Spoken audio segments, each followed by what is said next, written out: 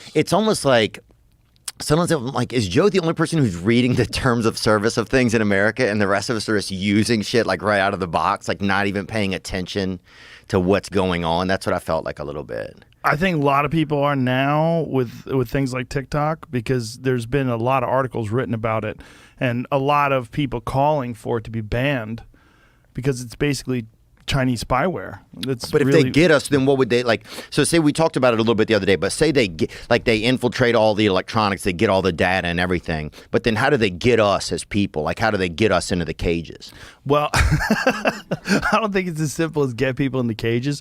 I think what they want is intellectual property. They want to steal data, and they want to, like, if they have access to your computer and say, what if you're working on some fucking weapon system, or what if you're working on some communication system, and they have access to your computer, they can steal that data from your computer because they have access to it because you're using TikTok. So it's just about information. Yeah. One of the more disturbing things was saying that they have access to computers that aren't even being used for TikTok.